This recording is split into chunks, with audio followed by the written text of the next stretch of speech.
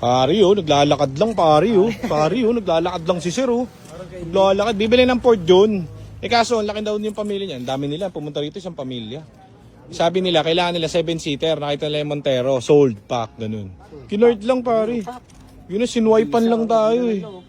Ano, pumunta rito si sir, may kotse dala. Ayun sila sir eh. Ay, kakalis lang pala. Pumunta rito, may dalang kotse.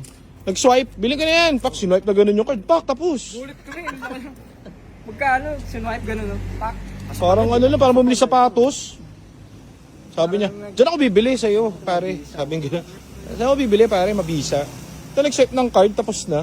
Kita tao, tutulog ako dun, ha? Wala na yung Montero. Hindi, malupit doon. Bibili sir ng brand new, yung Kia Sonic. Sabi hindi, sa GTA Cars ako bibili. Gusto niya yung Montero. Instead the brand new, yung binili Montero.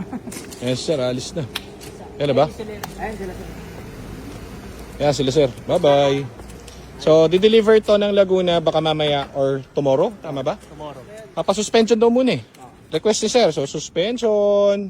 Dali mo suspension, pare. Dali. Na-test drive nila, no? Yes. Ang tinignan ni sir is Tucson and Montero. Eh, tinatanong niya kung anong maganda. Sabi ko, yung maganda at Montero, yun, no? Na-test drive na natin yan, eh, no? Ka-upgrade ka natin sir, sulitin mo na. 7-seater pa na. Kaya nga. Hindi sila kasya, 5 sila. Linda sila.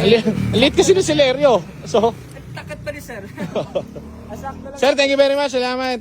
Mabisa ito. Papasuspension na ngayon. Johnsky, dali mo na kay Boy Suspension. Ora mismo. I love you.